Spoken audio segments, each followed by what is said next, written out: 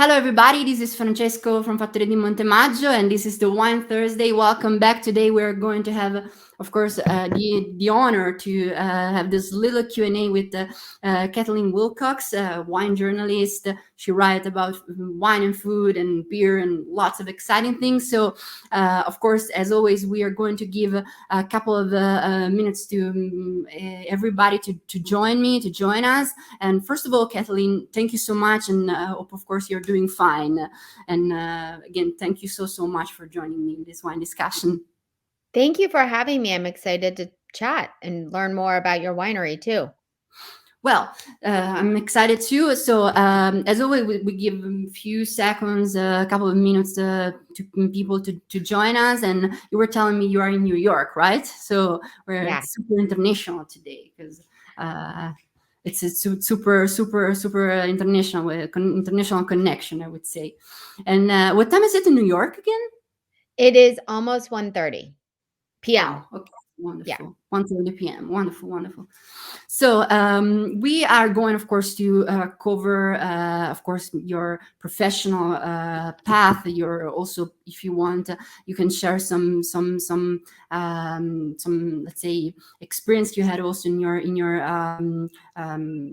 let's say, studying path. And of course, if you want to tell us more about what you studied, where you studied, and to, of course, share also some secret of your job, because I'm sure that everybody it will be pretty interested, of course, in learning how to write about wine, how to talk about wine, how to communicate wine, and that this is something that, in my opinion, is super it's super difficult, because not only you need to be good at knowing the wine, knowing the word of wine, knowing the different wine regions and so on, but you need also to be a writer, and that's something. You need to be a master of words, not only a master of wine, right? I So think more the words than the wine, because I learned so much from winemakers. And I'm not a critic. So, I mean, on social media, I'll share my opinion.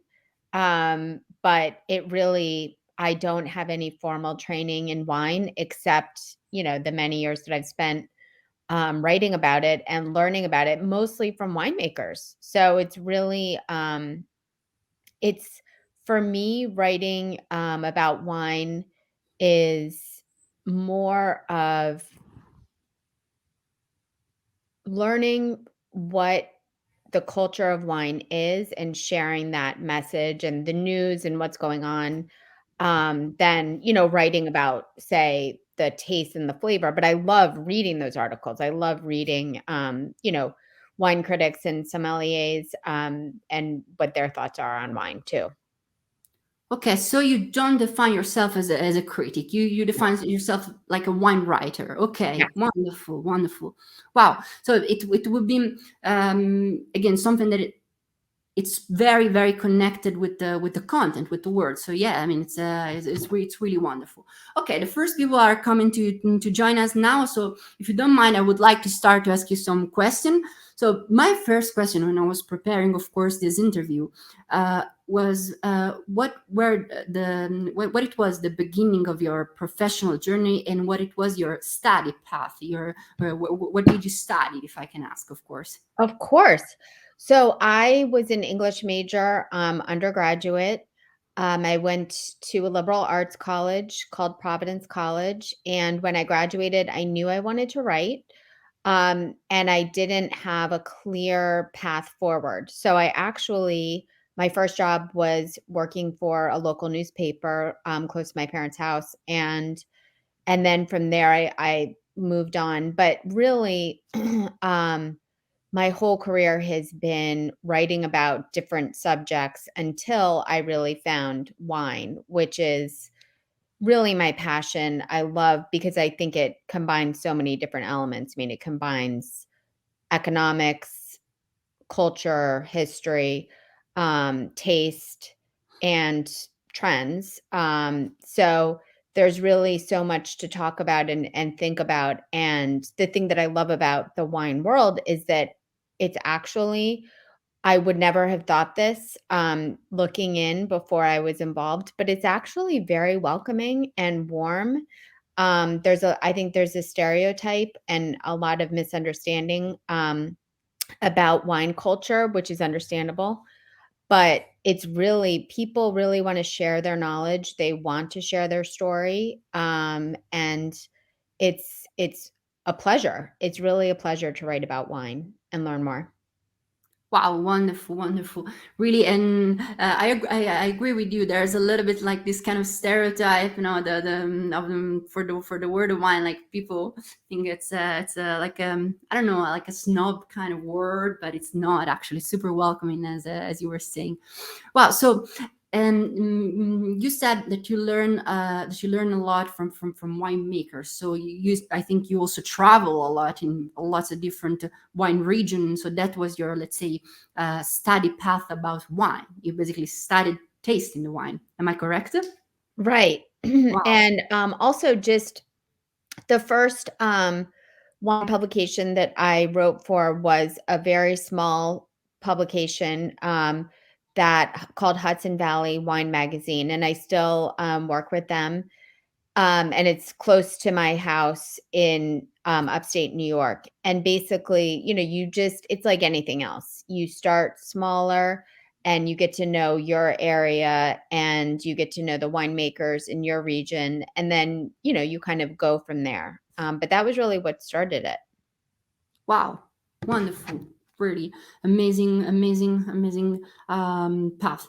And so you said that my second question actually was what fascinated you and fascinates now also you the most about wine, and what what was the drive that um, every day makes you want makes you want to try to write about wine, makes you want to write articles about wine. You already kind of like replied to this question when you said wine is your real passion. You combine a lots of aspects. Is there anything in particular that you said, okay, wine is it will represent everything for me? What is the what is the that kind of thing that made you click for when it comes about wine? I would say that the more that I came to understand how environmental practices can kind of interact with terroir, and it can happen in so many different ways. It can be through organic farming. It can be through finding grapes, for example, in upstate New York, that are maybe not Vitis vinifera. They're not classic grapes, but they're hybrid grapes, and you can grow them in tough conditions and still make high quality wine, and you don't need to spray the chemicals and everything else. So there's something about the environmental connection, and of course, you can do such a deep dive, as regenerative agriculture, the way that a soil's microbiome can really affect the flavor, climate change, and it all comes down to the winemakers and the wine growers' philosophy and their priorities, and it can come out in very different ways. Some winemakers are going to say no chemicals whatsoever.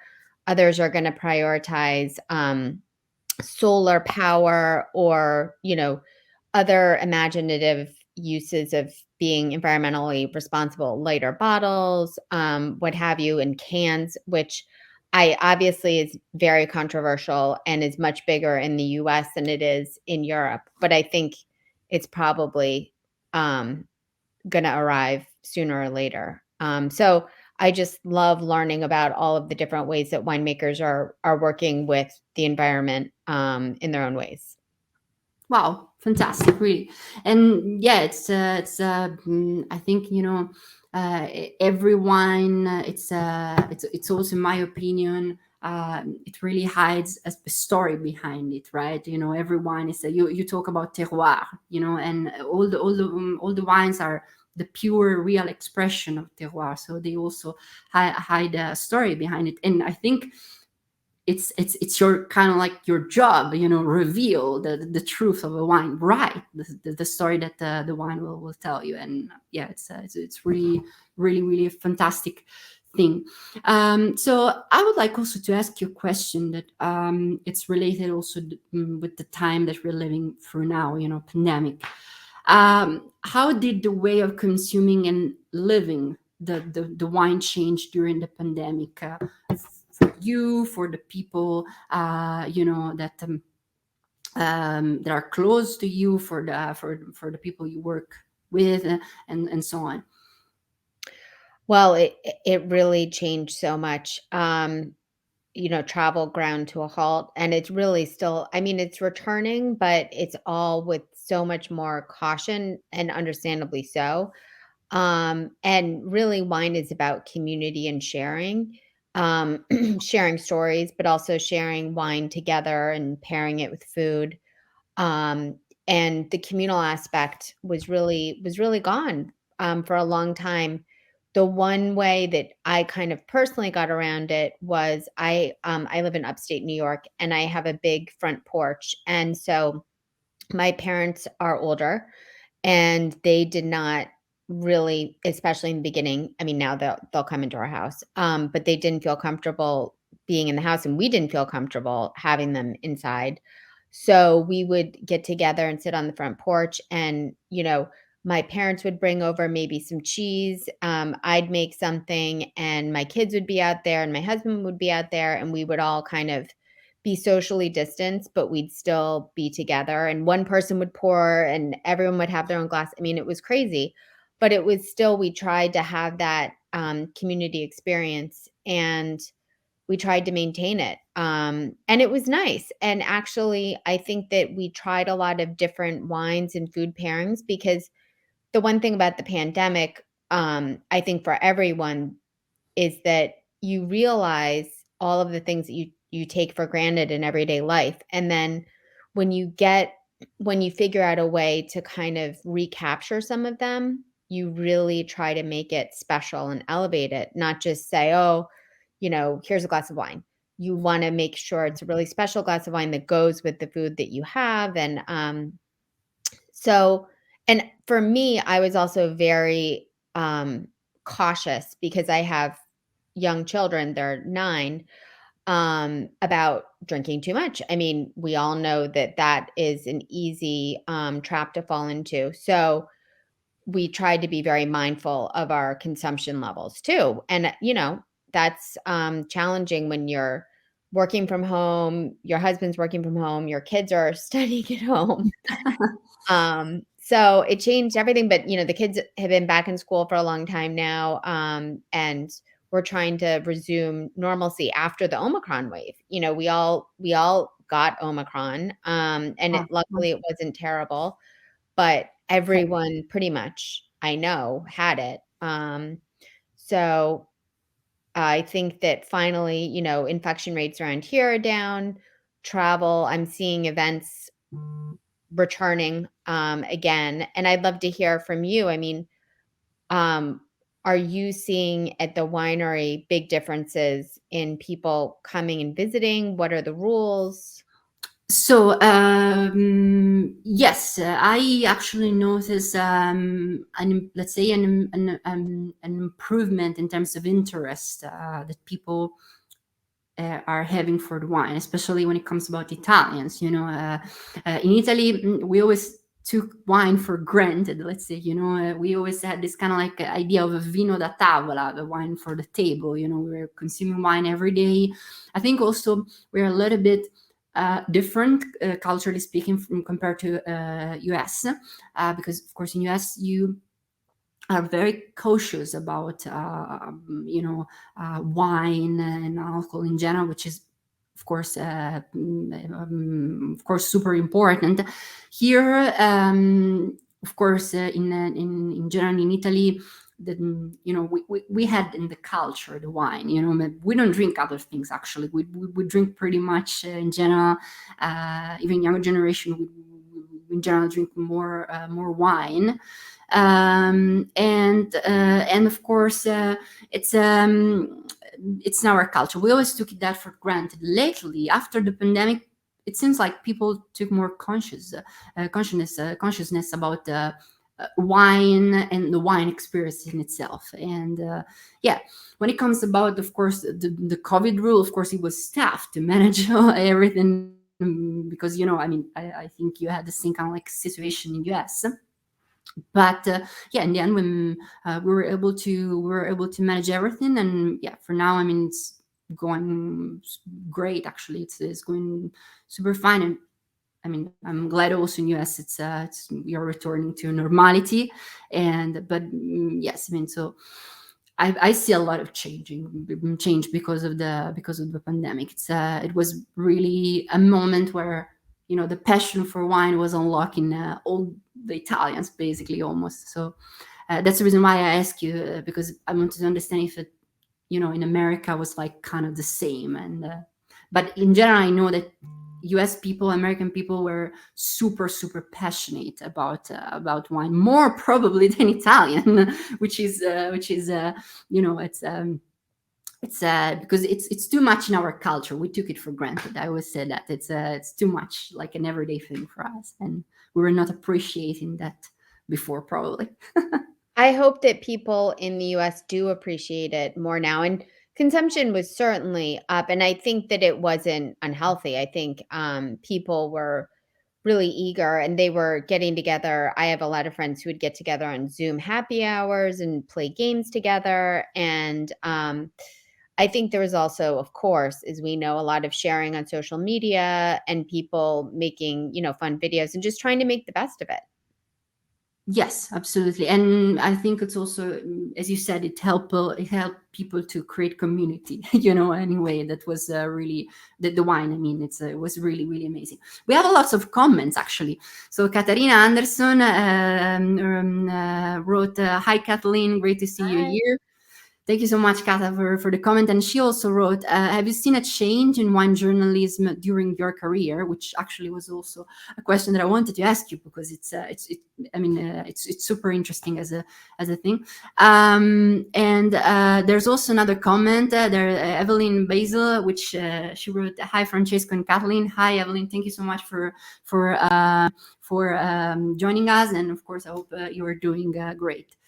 So, coming back to the question, have you seen a change in wine journalism during your career? How did it evolve as a let's say as a type of job, and also if there's a different way to communicate about wine nowadays? That's a good question. I mean, as far as how it evolved as a job, I would say there are fewer and fewer staff positions, which is fine with me because I don't live in a major city and I like freelancing. But I think for a lot of people, that is very challenging. So I would say that some people really, I'm very, and I do not take it for granted. I realize that I'm very lucky to be married to someone with health insurance.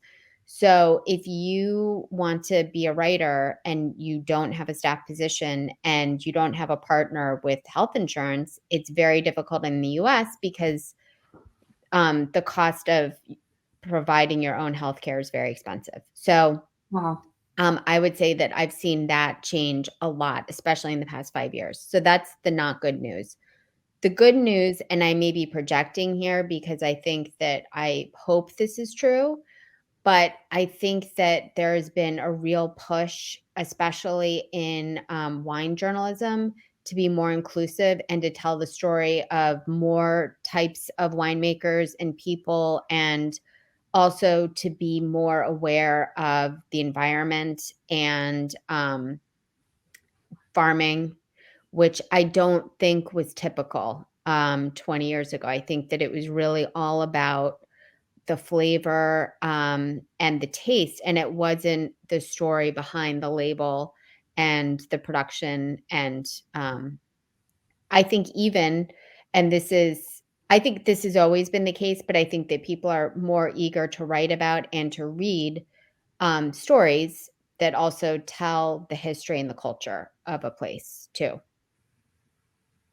Wow. So basically now you are much more, focus also on communicating the reality there's behind the wine. So what we were saying even before, a glass of wine, it wants to tell you a story, and your job nowadays more than ever is to unlock that story and tell to everybody that story, which is incredible, because it's I always thought that from every, I mean, when you taste a glass of wine, you can do a small journey. You can, for 1 second, leave your house and travel with your mind, and you can visit some place. You taste, I don't know, a wine from Bordeaux, a wine from I don't know, South Africa, a wine from I don't know, Napa Valley.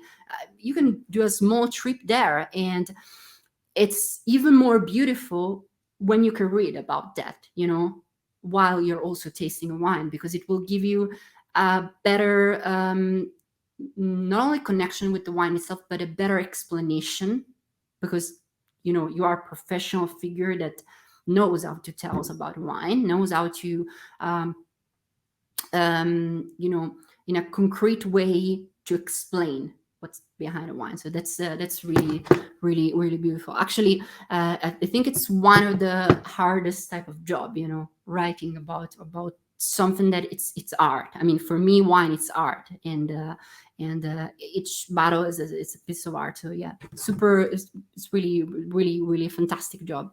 So Well, and sorry to interrupt, but that's also, just very quickly, how hard it is to be a critic. I mean, to describe a wine in a different way without being, quite frankly, cheesy and being accurate is very difficult. So I really, really respect wine critics who can do it without going over the top.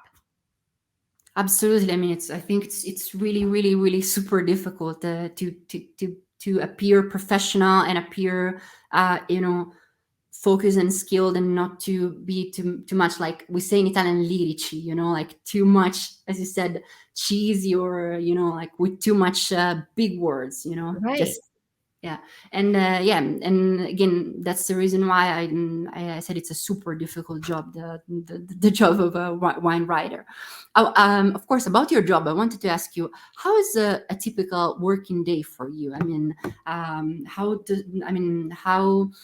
you also, like, I think you taste a lot of wine also for your job. But how's your typical working day, if I can ask? Oh, sure. My typical working day, it depends on the day, but Monday through Friday, I try to be very structured because I send my kids off to school in the morning, so it really starts there. So, the second we finish breakfast, which is usually around 8:30, I go into my quote unquote home office and I start working. And then usually I have the type of brain where I really work better in the morning. So I try to do kind of my quote unquote hard writing in the morning. And then throughout the day, I do maybe more research and interviews. And if I have a wine tasting, I do the wine tasting. But during the week, typically spit unless I'm traveling, in which case, I try to be a little bit more relaxed about it.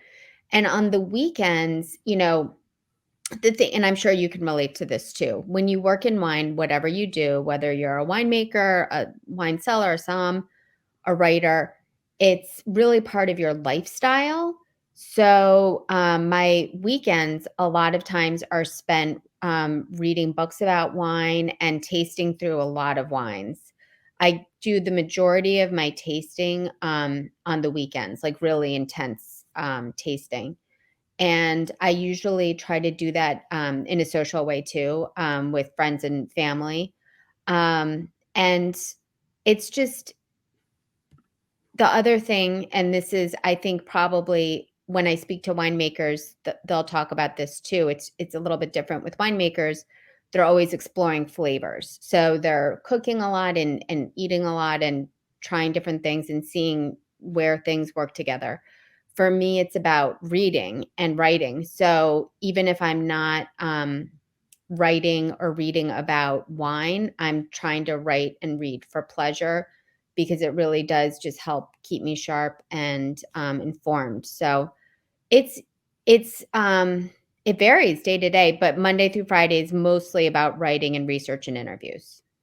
Wow, wonderful, wonderful. So you not only keep yourself, informed about wines and so on, but you also try to improve and your skills in terms of writing, reading, which is yeah, amazing, wonderful, really. And I wanted also to ask you about food. You were talking about, winemakers that try to cook and, to eat, and food and wine are highly connected.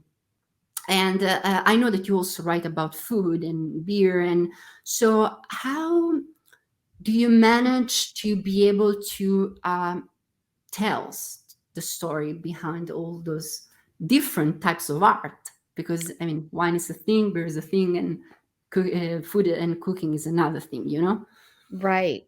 Well, that's a good question. I really love experimenting with pairings, and actually, I was traveling, in Italy recently, in Sicily, and I mean, this sounds so silly, but I had a huge revelation when it came to tomatoes and Italian wine, because in America, there are, a lot of struggles with, pairing any tomato-based dishes with wine, and in Italy, they really do it so well. I mean, obviously, there are so many tomatoes, and it's a big part of your culinary experience, and I mean, you make beautiful Sangiovese, and that goes so well with tomatoes, so I go on, like, little binges. So, lately, I've been pairing a lot of, tomato-based pastas with different Italian, wines and grapes and experimenting with that. So, that's kind of how I do it, and sometimes I'll go on, cheese and wine pairing or cheese and beer pairing, crazes where I'll just buy a lot of cheese and a lot of different types of beer or wine and see what works. And it's such an old saying, but it really is true that a lot of times what goes together grows together. So if you can grow something very well in the climate and there's a cultural history of making dishes with that ingredient, then it often goes with the wine that the region also makes, or the cheese or, whatever. So, So, and like a then traditional. I'm yeah, sorry. well, I'm and I sorry. also learned from social media. I mean, Wow. I like pairing, this is gonna sound silly, but I didn't realize how well until a few years ago when I really started seeing it on social media, spicy, Asian dishes of all different types go with, like, very slightly off dry, Rieslings from the Finger Lakes or from Germany, so that's, there are so many different ways that, as you know, you can just pick up little ideas. Yes, and then you can experiment. You can experiment by yourself. But let me ask you one question, because of course, yes, in Italy we pair a lot of wine with a lot of pasta with some tomato sauce, actually.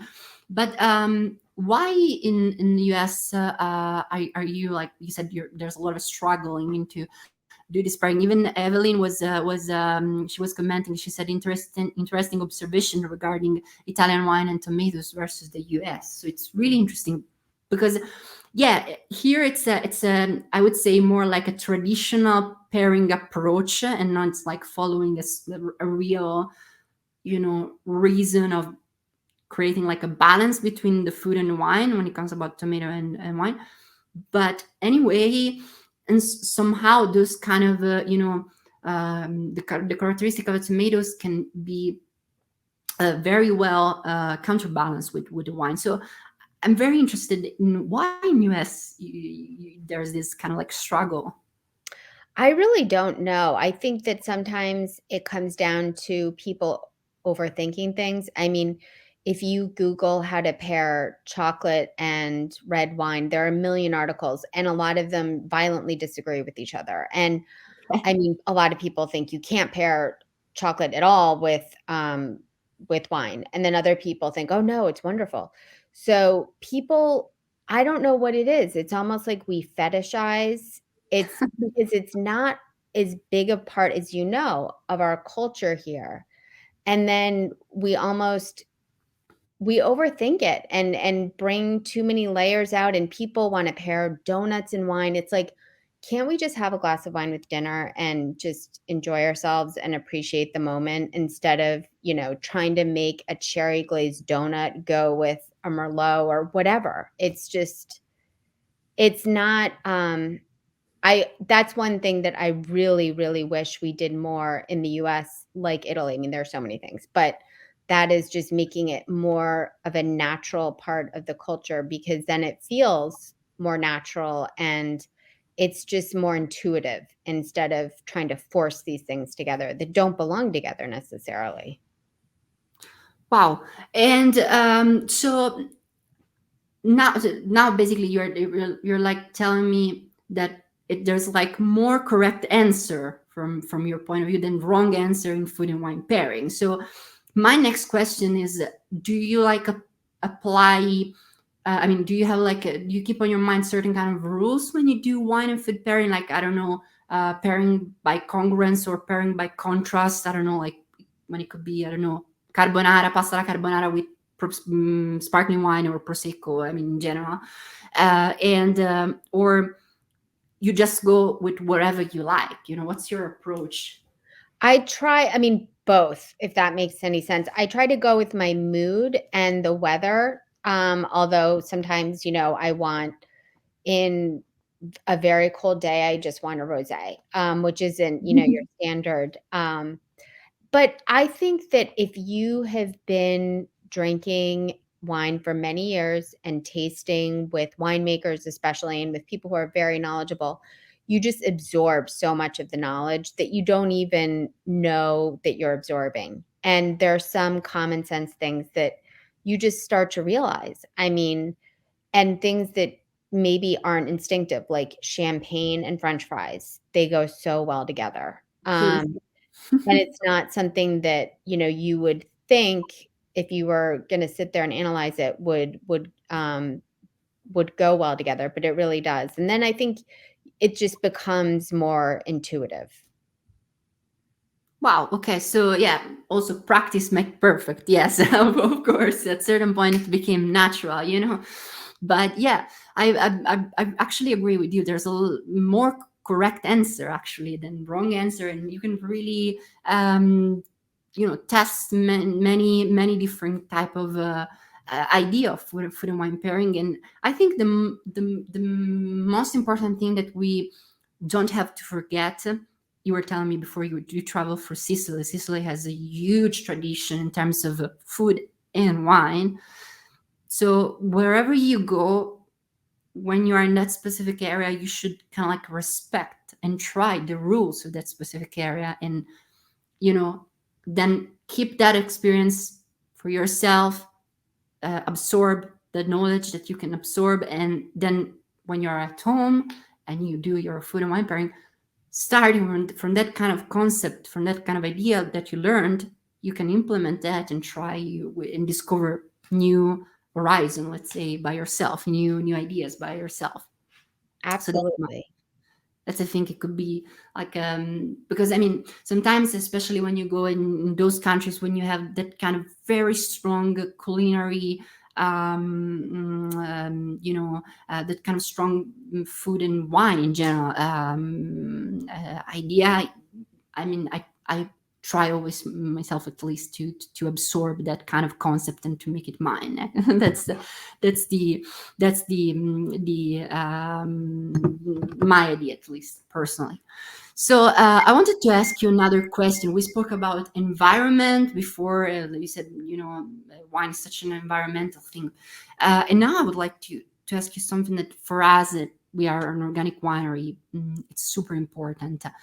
We believe in organic agriculture, and we live and breathe organic agriculture every day. It's the most important things, and we are doing and some kind of organic agriculture that it's like also super. I don't want to say strict, but we really care about cooperation with nature and implementing of biodiversity. What do you think about organic agriculture, biodynamic agriculture, and do you see difference when you compare America versus Europe when it comes about this kind of topic? I do. I personally am a very strong advocate for organic agriculture, and I've come around to biodynamic too. There were so many rules that I didn't really understand, and I still don't understand. But I can say that they work. I mean, the proof is in the pudding, and the wines are better, and the wines are consistently more highly rated. I can tell the difference. And and I would say, on a broad level, agriculture is much stricter in Europe, and I really like that. Glyphosate is banned. It's still heavily used in the US, Roundup, and it's toxic. It's toxic to the environment. It's toxic to the workers who spray it. It causes cancer. I think at this point, when we know that so many of these chemicals create harm in humans and in the environment, it's morally wrong to use them. But it's a lot stricter in Europe, and I wish it were stricter in the US. And I know that most people, even if they don't agree with me and that it's morally wrong, they are generally in favor of fewer chemicals in their food and in their drinks. Okay, but do you think that in the next following years, this kind of, I mean, you're going to have much more strict rules when it comes about also America? Because I think, especially younger generation of winemakers, I mean, are really, how do you say, sensitive to Oh, this yeah. They kind of want talk. it.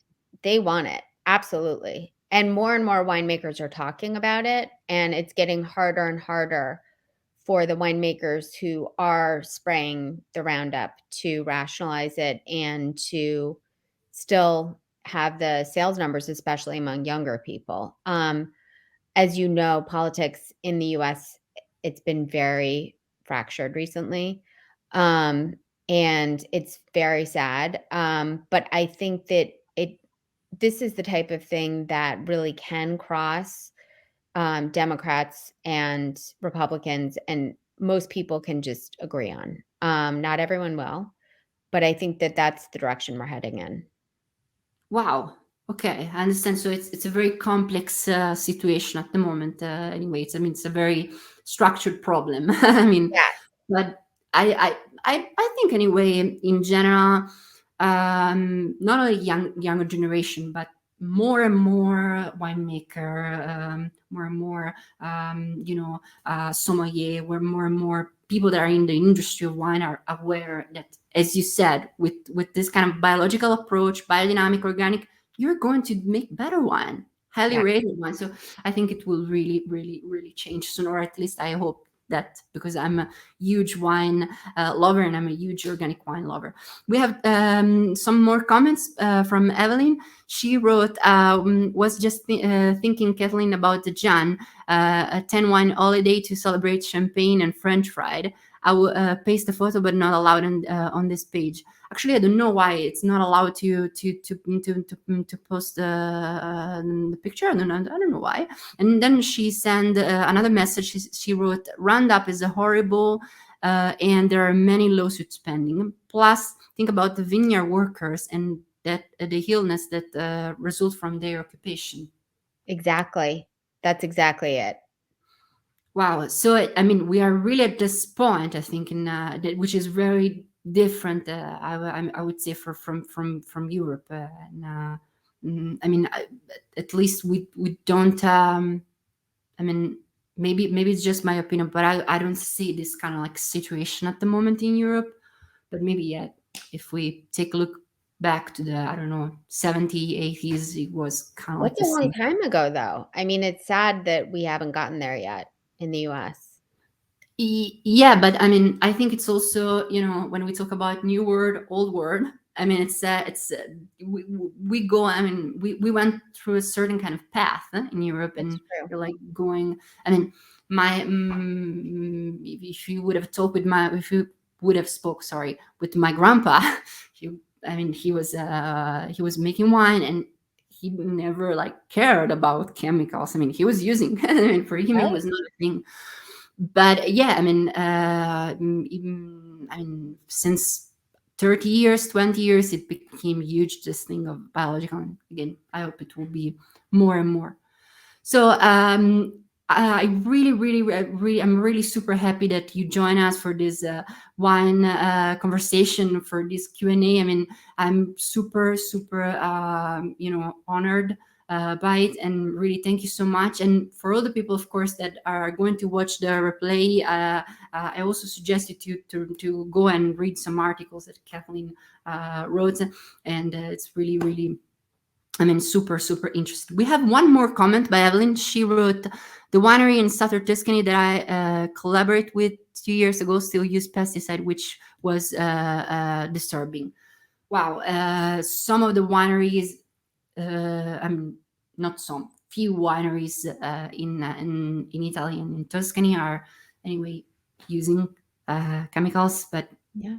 I don't know if those guys are a massive production winery or not, but I'm almost sure it was like a massive production winery, because you have no choice at certain point if you want to maintain that kind of large number of production somehow.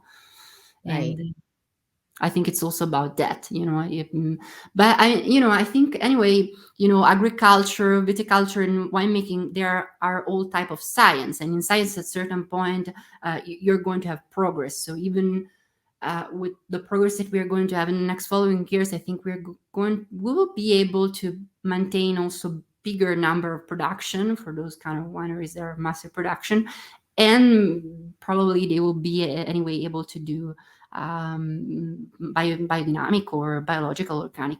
Evelyn wrote another comment. Let me check. She wrote not only 20,000 bottle. Ah, okay.